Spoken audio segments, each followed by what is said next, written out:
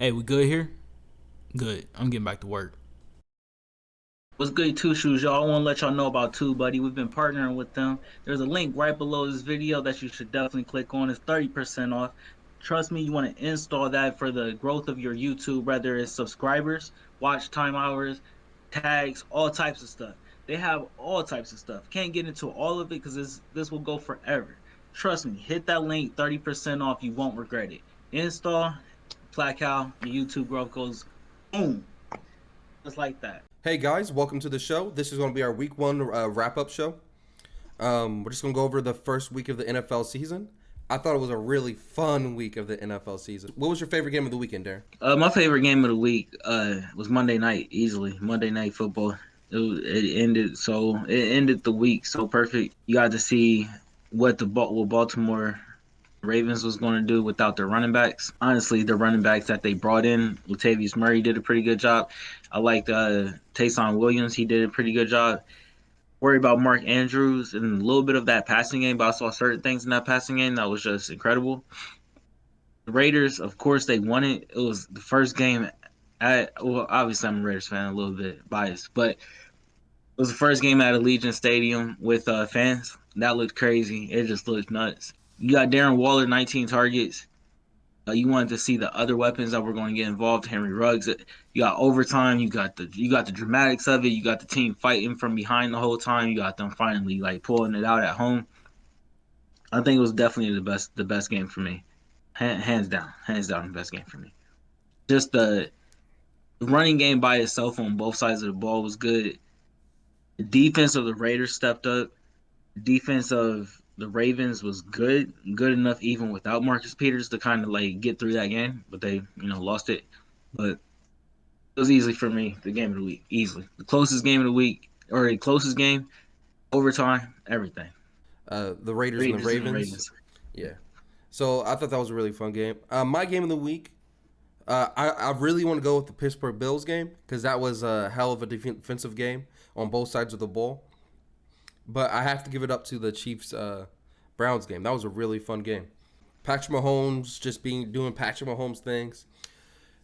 It's come to the point with Patrick Mahomes. I'm starting to look at him like Steph. I'm surprised when he misses a pass. That's what it's coming to be because he made this one throw yesterday where he threw it across his body and still threw it perfectly on target while he was on the run. It was an incredible play. It was incredible. That boy's Oh, you arm talking strength about is the something deep? I've like never seen before. You talking about the deep pass to Tyreek Hill? Yeah, That that was was disgusting. that was a beauty. That was a beauty. But not Nobody just should on be able the to make that pass. yeah, agreed. But not just on the Chiefs end. The Browns looked really good. Absolutely. And the Browns look really good on their run game. Baker looked really good. Baker's looking better and better the more I see him. I still think that defense is super sketchy. I know they added a couple pieces to that back end. They have a rookie, Greg Newsome, in there. But I still really think that defense is Myles Garrett at the end of the day. Not to even change our topic real quick, but I do have this question for you because I really believe this. The Browns are better without OBJ. They need to trade him. Here's why I Um, say that. Just from the simple fact, I don't think they throw to him enough for him to be a factor on the field. Yes, you can use him as like a decoy. You can say that, but I think Odell Beckham Jr. is best with the ball in his hands. That might sound stupid from mm, saying from a receiver, but I'm just trying to say that they don't. I feel like they don't throw him the ball enough. I don't feel like he gets enough targets in that offense. So I think would be better off without OBJ and cashing out on them and try to get like a good get something back. What if that's picks?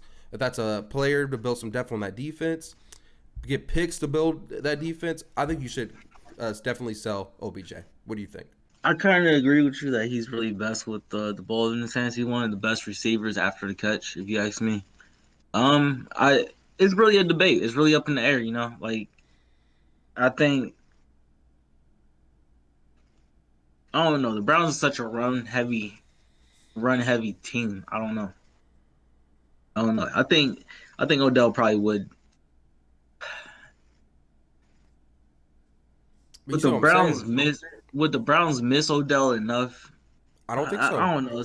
Like you said, It's I not. feel like they're so loaded on offense. They have weapons everywhere. I always feel like Jarvis Landry's unguardable. I think you can go sell Odell and go beef up that defense because that back end needs help. Name one linebacker on the Browns defense. Number 93. Can't name his name off the top of my head. That's a problem. Uh, yeah, but he's nice. He's nice. Um, I don't. I wouldn't have a problem with them getting rid of him and getting more capital, but at the same time, I don't have a problem with them keeping Odell either. I understand that they. I understand that they could be better without Odell, but there's times that only because of what you can get back for him. Like let's say if you can give Odell to Green Bay, but you get Zadarius Smith back to go the opposite side of Miles Garrett. That's gonna work. I mean, obviously that's not going to be the trade. I don't think nobody would do that trade, but I'm just saying I would help Cleveland more right now to have somebody that legitimately can go opposite of Miles Garrett and get after his quarterback. Because Jadavion's a good run stopper, but he's not a good pass protection. Even if you I keep don't know, Odell bro. for this season, you got to trade him at the end of the season, in my opinion. I think this is the season that if he's either going to be on the roster or he's not. Like, we're going to see what this front office and coaching staff really feels with Odell going forward. Week 1 overreactions. You have any week 1 overreactions? I got a million. I still used the I got wrong one. I'm pissed at myself. My bad, dog. I used the wrong background. I'm using last year's background. Go ahead and fix it real quick. Week 1 overreactions. Yeah, man, I got a lot of them. I got a lot of overreactions. I don't know. I don't know which one to choose. Uh,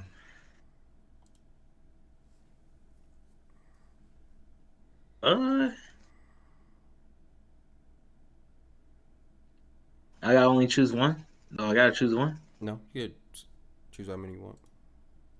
Okay, so the first one overreaction would be the Saints might have the best defense in the NFL.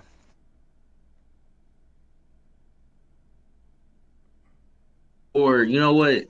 The head coaches that have their players like so prepared for week one, it showed. It really showed. Mm-hmm. I feel like the Saints had their players ready. Sean Payton, another game I'm talking about. Tampa Bay had their boys ready. Browns was ready. Yeah, I think the Saints are going to be the surprise team of the year. My hot take: Jameis Winston MVP. That's too hot of a take. Not my hot take. That's my overreaction. Jameis Winston MVP. And bro, Mm, here's why. Jameis, it wasn't that Jameis like had a big game and he was hitting his downfield targets. I'm pretty sure he didn't have any interceptions. I don't quote me on that. yeah, he did it. You could tell that sitting behind Drew Brees and for a year and being with Sean Payton that he's matured as a quarterback. He's not just throwing up 50-50 balls all the time. He's taking the short stuff. He's working his way downfield. He's not getting over anxious. He looks comfortable in the pocket. They said Sean Payton was blown away by his football IQ. When they were just like chatting it up in the car or or talking like over dinner or something this offseason. Mm-hmm. And he said he was blown away by his football IQ. James is my fault. James is a smart football. He is a smart football player. He just gets too risky. Like I do want to let that be known. Like he's been a smart football player. He just throws up risky. I won't even call him 50-50 balls. He's a push it downfield type of quarterback. And I think with Sean Payton, it's the perfect marriage because he could take those. He could take that number of. You don't need to be throwing 30 times a game. Let Alvin Kamara do some of the work. Let our run game do some of the work. Let Taysom Hill do some of the work. And you just come in here and don't mess this up. I think that's what Sean Payton really made for James Winston. going forward. I think he really made an offense where it's like, okay, just don't mess this up. Simple, Uh, small stuff. Don't mess this up. Another thing I heard over the weekend that I thought was really good that I thought summed up Jameis Winston. The guy was saying you don't need to have a great quarterback to win a Super Bowl. You don't need Patrick Mahomes, Aaron Rodgers, Tom Brady to win a Super Bowl. All you need is a quarterback that's going to go in there and not fuck it up, not throw interceptions, not throw away the game. If you got that, you can have an average quarterback and win the game, as long as they're not making mistakes for you, because they're not going to. I take that back. They can definitely win you football games, but they can definitely lose you football games a lot quicker than they can win you a football game. So I understand try to get like a average, above average, or just like a good quarterback, and try to get them to the Super Bowl. I think it can work, and I think it looked really good week 1.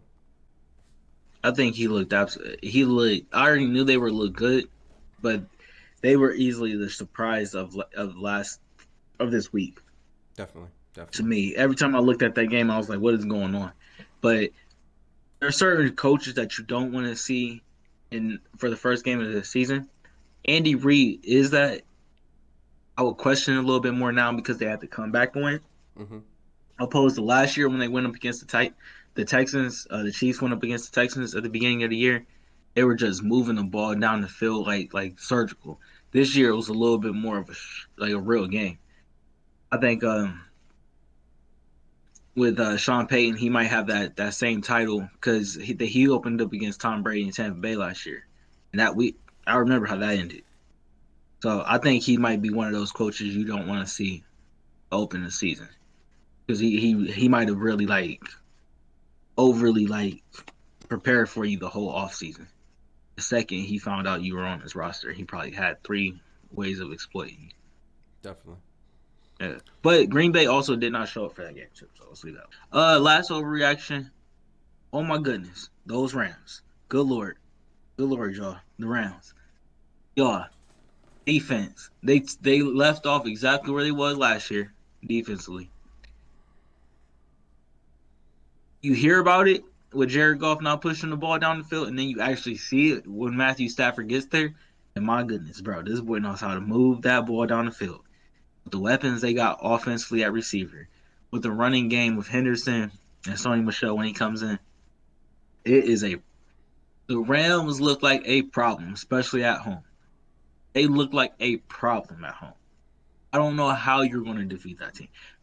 Matthew Stafford heard everything, and he came over to LA and actually performed, which is started to be a surprise to me.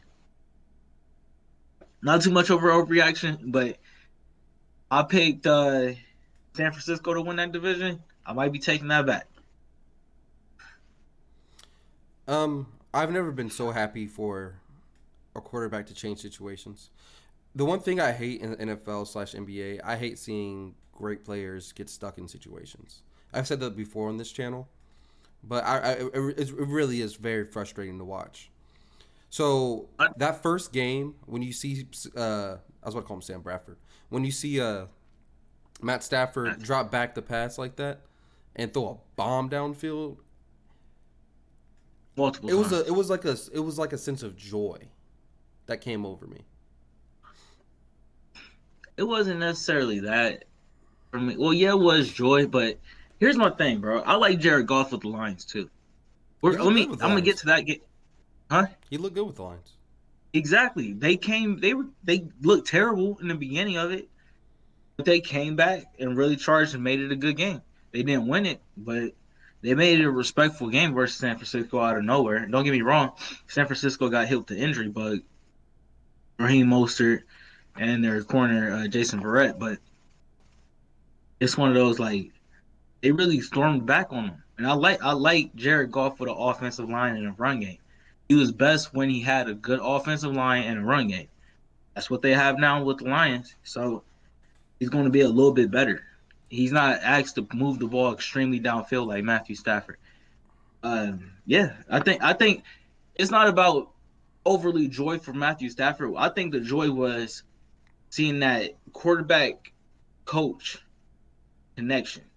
that you was like, man, Sean McVay really does need that one quarterback that's going to match him. And that's what Matthew Stafford is. That quarterback that's smart, can make almost any pass, and who's not afraid to push that bitch downfield. It felt So I like think that was. it was like watching a little kid play with his new toy on Christmas. I mean, I see your analogy. I see what you're saying. And I said, I see what you're saying, but I think it's the coach and the quarterback connection that I like to see because you see it with so many other people, right? I think, for example, the Patriots got something with Mac Jones. I think that's going to be their quarterback for the future. All right, but yeah, that's all I had to say. I had to get in the Rams take in there because I think the Rams are going to be a problem going forward. Definitely. All right.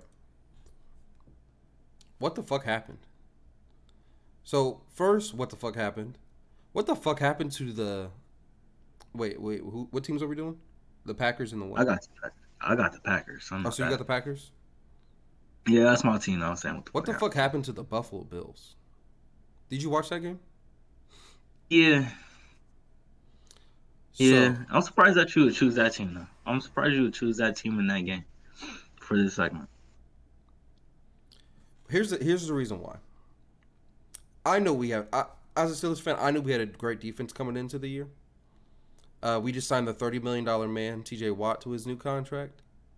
I thought we were having a great game. But the one thing we struggled with last year when we played the Bills in Buffalo, by the way, was Stephon Diggs. Stephon Diggs tore us up. We had Stephon Diggs locked For up. everybody. We had Stephon Diggs locked up.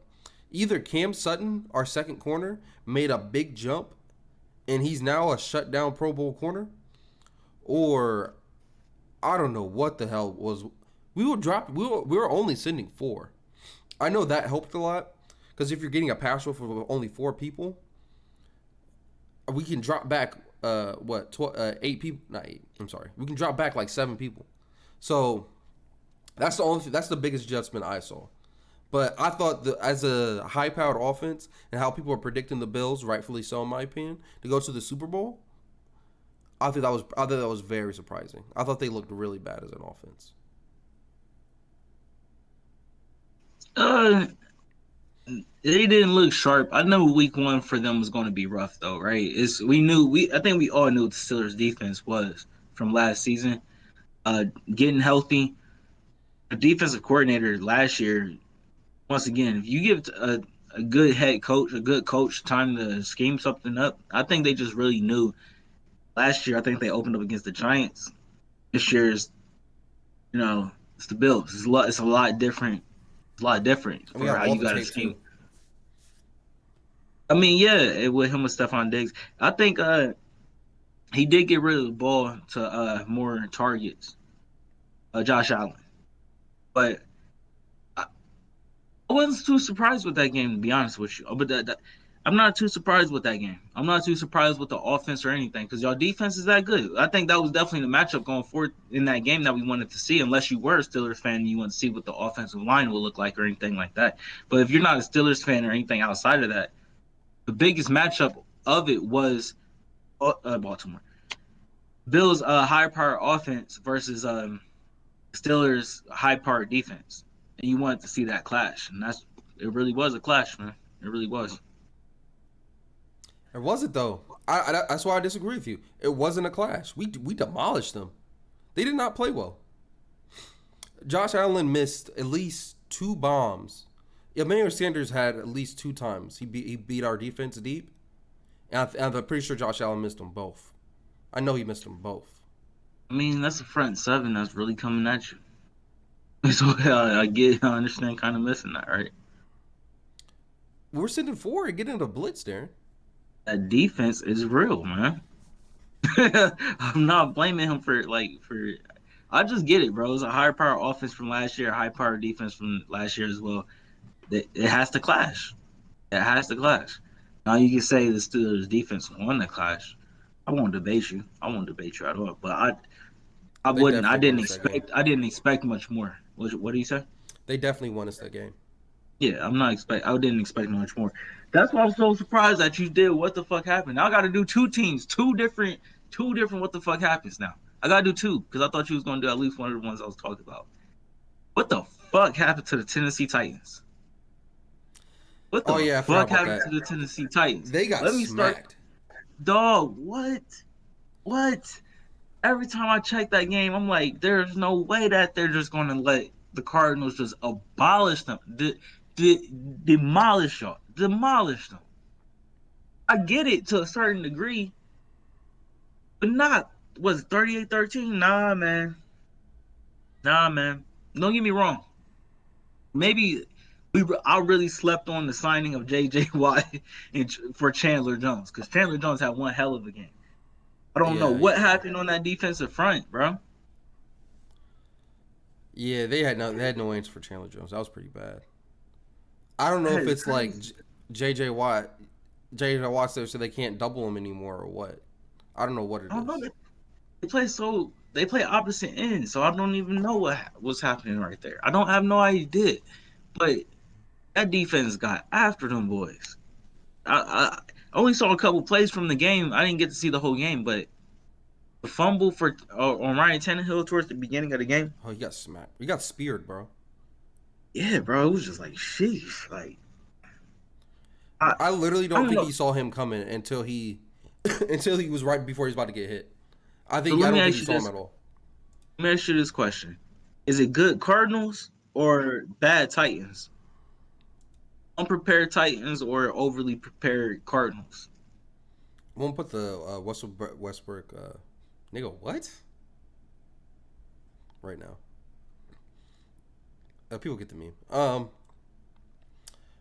I think I don't know. I really feel like the Cardinals just kind of got they just weren't ready. Like not the Cardinals. I feel like the Titans. Titans they just look not ready. They just look not ready, and I don't know if that's just like because of the preparation on the side of the Cardinals. Because because they got Byron Murphy Jr. right at one corner, Mhm. and who's the other corner? I feel like they got somebody new. I can't remember. Ever since Malcolm Butler went on IR or whatever, I can't. I don't know because I thought he was going to be starting that corner. I forgot. Point being that the Cardinals secondary looks amazing. They stepped up and showed up to the show out. Like for real. I This is easily my first. What the fuck happened? Every time I went to go check the score, I was like, okay, is Derrick Henry just getting out? Is he just getting bottled up? Or are they not giving him the ball no more? I don't even know what happened with Derrick Henry. And I'm going up against him in fantasy, and I honestly don't even know what happened to this dude. It was I don't. I had so many questions. Like, was their offensive line not prepared? Was they banged up front? I had no idea what happened with this team. I don't know. They weren't moving the rock. Like they were not moving. They were not moving the rock. I feel like they just had a better push because he got 17 carries. Yeah, that's not bad. That's not bad. Yeah. I mean, yeah. They just weren't getting. I don't I think they don't were know. getting a push. I can tell you straight up, I'm a little bit more worried about the Titans than what I was going into the season now because I thought they would be a lot more. Don't get me wrong. I'm not saying that they shouldn't have lost this game, but I'm thinking it should be at least a little bit more of a battle. It should be maybe a 10-point loss, not that 25-point loss. Yep. Yeah, so I don't know. That threw me off. That's my first. What the fuck happened? Uh, Now also I understand what happened with the Titans a little bit. Julio wasn't there, right? It was like during the preseason. Either Julio wasn't there, Ryan Tannehill missed time when Julio was there, or AJ Brown missed time when somebody else was missing time. It was always one of them was injured or one of them was something something. Like something always was happening with this thing. I think Ryan Tannehill was in the COVID protocol, so we don't know. I don't know. This team is the first. What the fuck happened? The second, what the fuck happened was I forgot. The Packers. What the fuck happened to the Green Bay Packers? My goodness. I watched this one too. I actually got to watch this one. What the fuck happened? I get it. The Saints were prepared. Saints came out. You don't want to see Sean McVay for his game after what he did to Tom Brady last year. I get it. I 100% get it. Marshawn Lattimore was a beast. That defensive front was a beast. But what the fuck happened? Specifically, Aaron Rodgers. It was passes that you just it just didn't look like him. It looked like him, but it didn't look like him. It was passes that you were just like, It felt yeah, like he's he was got going that. through the motions at some point. Because there was Yes. that one really bad pick where he just like it felt like he just threw the ball downfield. Yeah, just toss that chuck, man. Yeah. He just the other one was thrown behind Devontae Adams. It was a late ball. He shouldn't have thrown it, honestly. Their But timing was so on point last year. I was so surprised by that. yeah, man, I didn't think he would be this far off of his receivers going into week one. It's very That concerning. makes It's sense very though. You concerning. miss like a whole off season, even if y'all do have chemistry. You miss like a whole off season. But If you're constantly trying to get better, and your quarterback's missing, it's going to be kind of hard to get that timing down. I don't care yeah, how bro, good you he are, was because yeah, it showed. It really showed. he was definitely missing them too. I gotta put that one on Aaron Rodgers. It's one of the worst games I've ever seen Aaron Rodgers play. And it was truly shocking. Like it was one of those like, wow, like you're so much better than this that it doesn't like I've never seen this. I've never seen somebody be so amazing.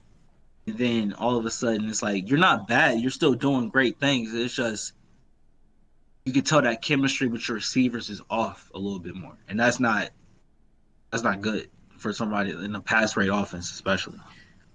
But they got shellacked by the Saints. And the thing is the Saints wasn't even at home. Think about it. They were in Jacksonville. Jacksonville. That is the craziest thing to me by far. Yep, yep. All right, we get 60 seconds to talk about whatever we want. Timer starts. Hopefully, I can get a timer up here. That'd be Wait, really fucking dope. who's going first? All right, so here's my thing. This Steelers defense is the best defense I've probably seen in a while. The Pittsburgh Steelers defense has led the league in sacks 4 straight years in a row. I see us leading the league in sacks again. Um, I'm low-key changed this midway. I'm glad I started with the Steelers. Cam Sutton. Oh my goodness. This man locked up Stephon Diggs. I was so impressed by his performance yesterday. Game ball it was given to Cam Sutton. He made at least three big plays against Stephon Diggs that could stop him getting the ball deep, which were amazing plays. Uh, and he made a great play on 4th and 1. He read the play by Josh Allen in them and just read it perfectly and made a great play on the ball. So shout out to Cam Sutton for being a great player. Hopefully he can be our number 2 for the rest of the year and shut down these corners because he played amazing. That was about a minute. All right, your turn. All right, let me know when my time is about to start. Are you ready? Yep. Start. Okay, so my 60 seconds is going to go ahead and say that the AFC West and the NFC West are the best divisions in football, not even close. Both divisions went undefeated. Seahawks beat the Colts. 49ers beat the Lions. Cardinals beat the Tennessee Titans. The Rams won their game. Raiders last night, you saw it. Chiefs beat the Browns. Chargers beat the football team, and Broncos won their game as well versus the Giants. I think both swept and won week one. So I think that's hands down. Both of them are the best divisions in football, no question. There's other divisions that have Titans on top, such as the NFC South. You know who the Super Bowl championships, the NFC North with Green Bay and stuff. But there's no question out west is more entertaining. Even if there is a Kansas City and uh, the Rams, for example, but there's still more entertainment out west. Like Like, comment, subscribe, all that good stuff down below. Peace. Thank you all again for watching our video. Make sure you like and subscribe down below. Also, make sure you go to our social media. We're on Facebook, Instagram, and Twitter. Also, we're on TikTok. It's at Inspired by Ambition. Our website is inspiredbyambitionpro.com. Go check that out. We sell hoodies and t-shirts there. They're pretty dope. Go check that out. Lastly, once again, y'all, we just appreciate you guys watching the video. Thank you once again. Peace out. Peace. Y'all stay up.